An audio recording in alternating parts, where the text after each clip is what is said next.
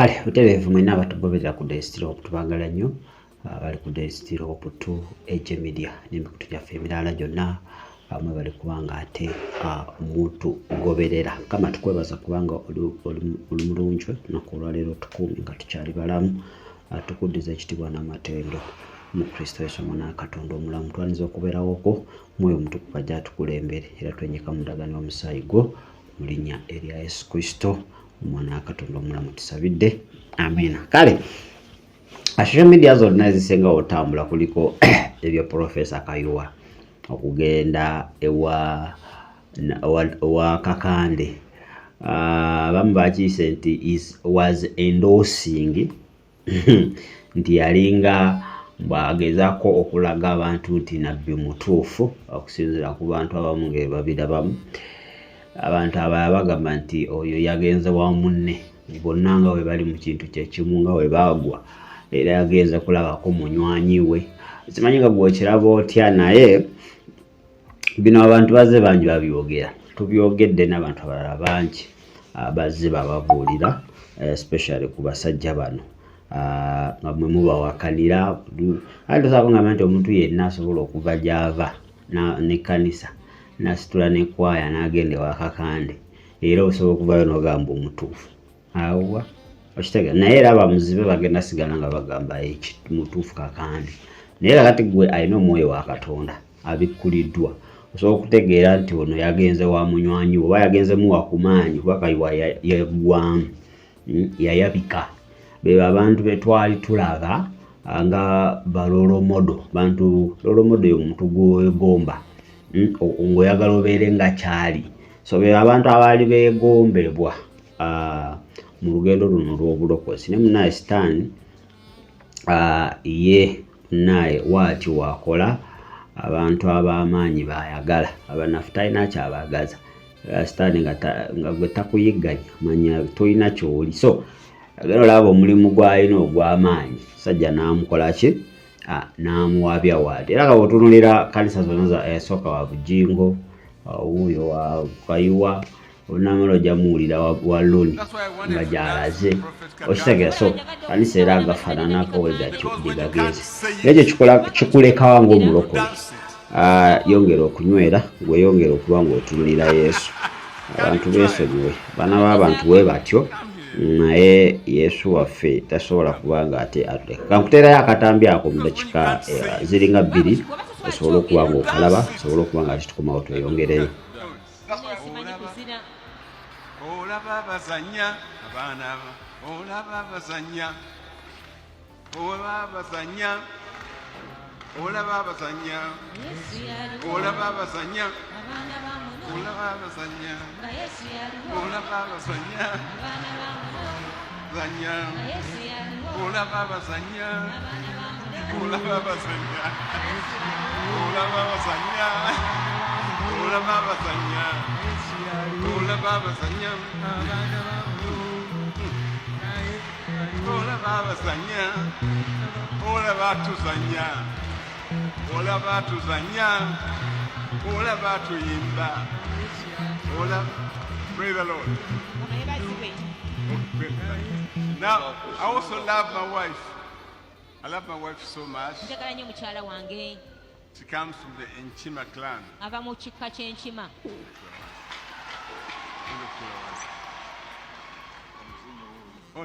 Ola baba zanya, ola baba zanya, ola baba zanya, ola baba zanya, ola baba zanya, ola baba zanya, ola baba zanya, ola baba zanya, ola baba zanya, ola baba zanya. Hallelujah. Praise the Lord.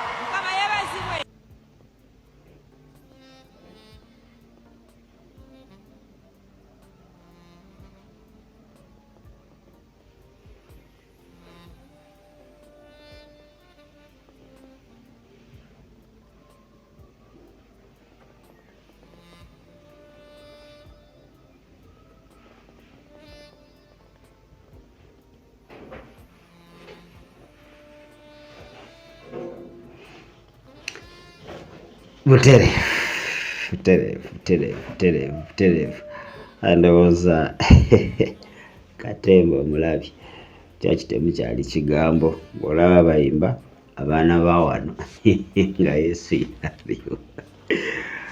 Kale Kayiwa genze n'akoona ku mukulu ku bigere oba biringa misumeni mtayimbwa byewetemu naye Kakande ebigere tebyeweta bigere bikalu. So ndowooza olabye yabadde mu kanisa bagita TKM bagita Temple Mount of Church of All Nations we bagiyita kati, edda yali sinagogo. Kale ndowooza okirabye sajja balina Katemba mu church bantu tojja basobola.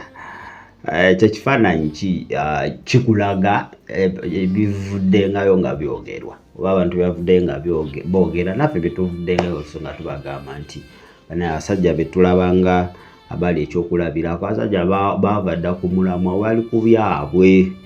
Mikwaya ya Pastor Kayiwa yambala bulungi njegombye yambala bulungi nnyo. Eno ennyambala gye twetaaga efaananako wetyo nga twesitaza abantu kitegera tolaga abantu bisambi tolaga abantu nkwawa walusi nga mulimu ne colors ez'enjawulo tolaga abantu ki mabeere. So kwayo yambala bulungi naye ma ekifo kye bazzeemu kifo kikyamu nnyo. So bye bigenda maaso mu ggwanga Uganda gonyweza Kristo oteetegerere Yesu nga ggwe ku lulwo ng'omutunuulidde ku bantu. Ngenda kuleetera akatambi aka Rebecca Kadaga eyali sipiika wa ggwanga Uganda lino yagambye Fanero tedda jjinja. Fanero tedda jjinja. Recently Fanero yabadde jjinja nnaku 3 naye yagambye Fanero tedda jjinja naye ensonga ejajjuwulira ndaba nga balinga batuzanyira ku mutwe kubanga Fanero yabadde jjinya n'agamba nyegenyege mubi. Akate mu bantu abasinga okuba nga bawagira nyegenyege mu ggwanga Uganda ye maama Rebecca Kadaga.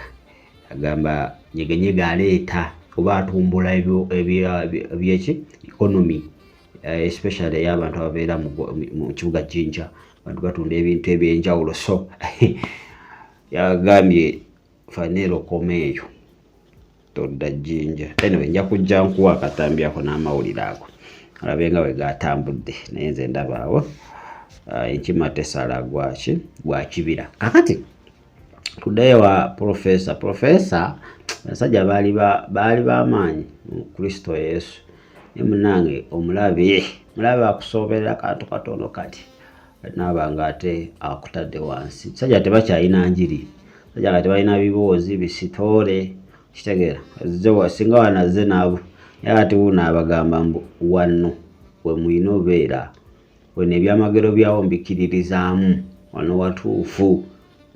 Nabbi Kakande nabbi asinga mu ggwanga y'omu ku bannabbi asinga mu nsi yonna ebigambo byabadde bya Profesa naye era ng'omuntu eyeegula alina kyayagala mu by'essente. Profesa Kayiwa alina ssente naye ayinza okuba yagenze kufuna bagiyita ki back agenza okubanga kubanga ye ku maapu eyo yalinga eyasangulwa.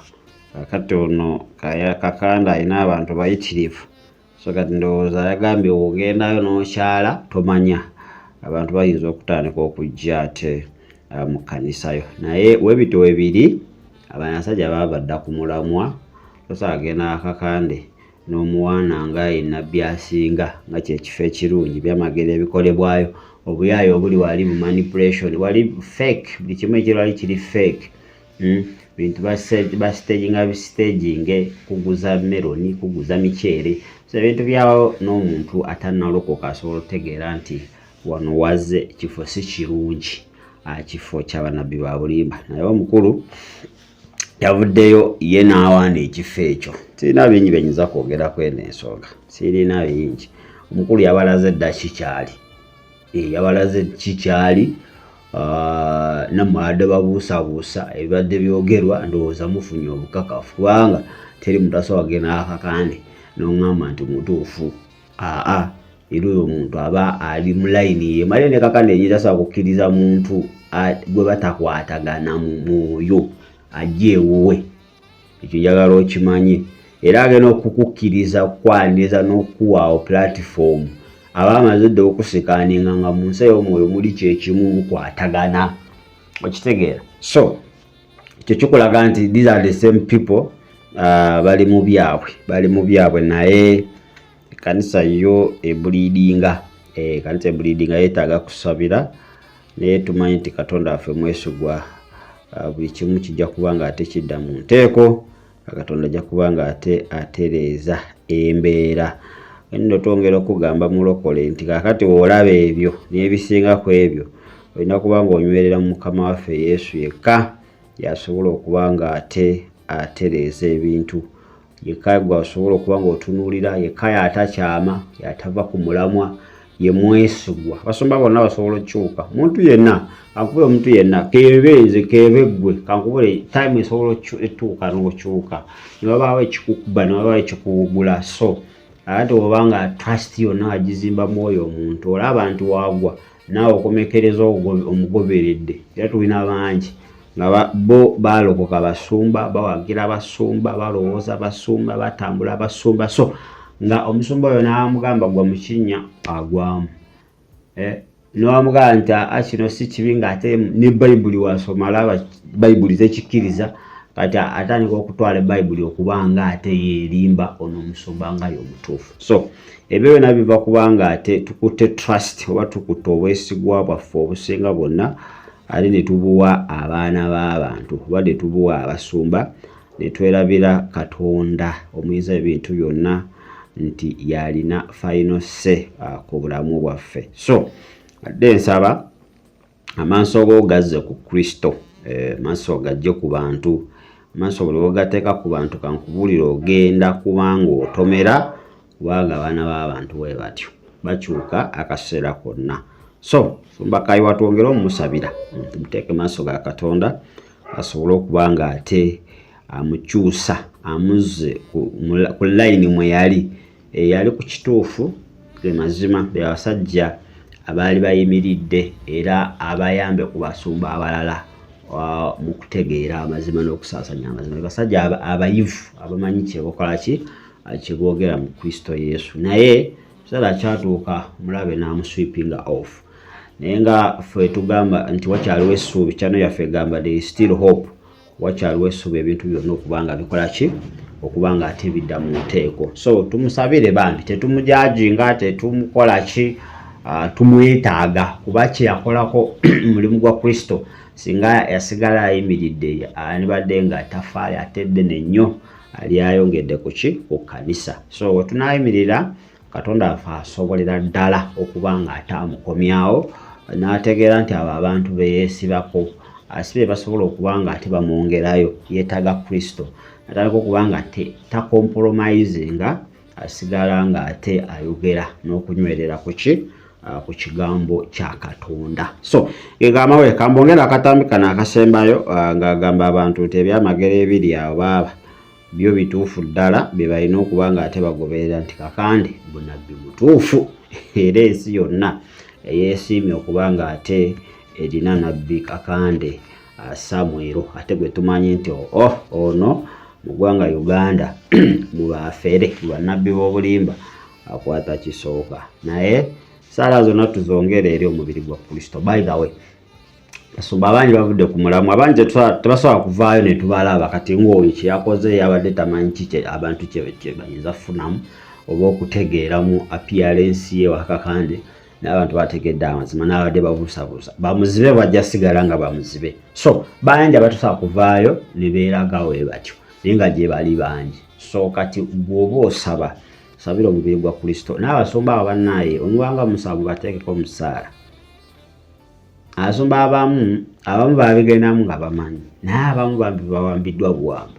Kati otuba ntugamba nze si kyamusabira tuba tetukoze bulungi. Olaba Katonda agamba osabire mulabewo omulabewo omusabire kakati ate oli atafukangako mulabewo kitegera muntu muno tabangako mulabewo sitaani mulabe waffe yatukozesa oba yakozesa abantu ne batandika okuba nga bakola ebitakwatagana so osobaawo twateeke mu ssaala zimanyi wakyaliwo essuubi katonda waaba akikutaddeko ku mutima ng'akulumiriza oba tokiwulira tokikola kubanga ojja kikola mu ngeri etasaanidde okitegedde ojja sabayo olumu olwokubiri olabe ng'ate ayongera kukola bikunyiza ate okolimina bukolimi ovume buvumi so ekyo kyetaaga baali nga katonda akibatadde ku mitima nti sabira muntu waati sabira omuntu waati si kyamukusabira muntu by the way ekyo sabira omuntu naye ng'ate ayongera kukola byenyiiza naye ng'ebyo byonna sitaani aba ayagala nti okiveeko katonda kyakugambye naye ate gwe katonda aba yakikuwa kikuteeka ku mutima oba ng'okusabira abantu abo please go on abantu abo basabire ate ebintu byonna bijja kuba nga bikola ki bijja kutereera so biryowo eriri ate okubanga omuti ogwatemebwa okuloza kaloosa k'amazzi ne guddamu ne gubala ebibala kyaffe tukwebaza kubanga oli mulungi tukuddiza ekitiibwa n'amateendo fuga abantu abo bonna bateeka mu ndaga y'omusaayigo amina mulaba akatambi ako akasembayo ajja kumpa comment section Naye tekiri wano Uganda wokka by the way wonna nsolo zambwe biri wano Uganda wonna bino biro bizibu nnyo byebisembayo Kenya wa naye ebyayo obiwulira bikaabya amaziga so gwanywedde weeyongera okunywera gwawulya nga osesetuse yongera okuba ng'okabira mukamu okomawo gwatanayatula obulokozi oluddewo kuba akaseera ndabanga ate akakoze eki akagenze gwali mu kwetereeza tolwawo yanguwa kubanga obudde bwobugenze kankuba akatambi ako bagaze olunaku olungi tusinkane nga mbayeetera Right Honorable Alitwala Kadaga ate Second Deputy Prime Minister ng'agobaganya fanero mu kibuga ky'Ejjinja.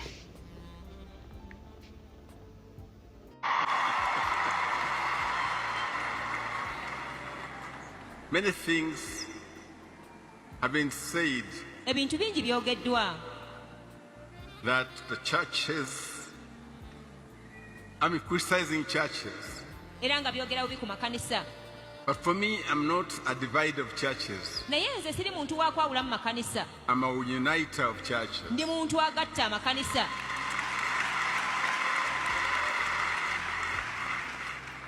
And I despise anything that is spoken against churches. era nnyomoola ekintu kyonna ekyogerwa obubi ku makanisa Me? Amen. Look at so many people. Tululira abantu abangi ennyo bwe bati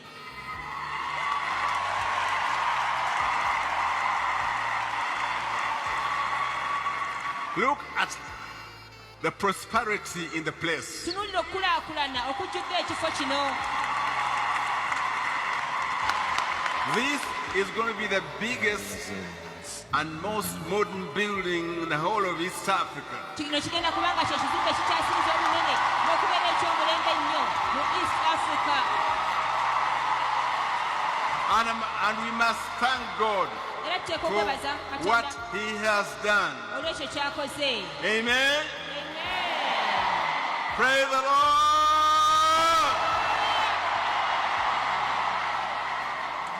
Believe in miracles. nzikiririza mu byamagero And I love those who do them. Amen.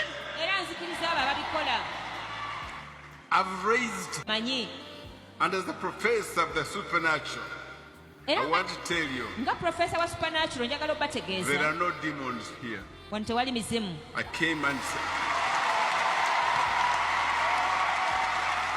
Amen. Continue to be firm and to worship mugende mu maaso nga musinza katonda and to love the prophet. n'okwagala nabbi And to support him. n'okumuwagira Amen. Amen. Say, I will support the prophet. gamba nja kuwagira nabbi I will love him nja kumwagala with all my heart n'omutima gwange gwonna so that God may be glorified. katonda asobole okugulumizibwa Hallelujah. Amen. Hallelujah. Kakande.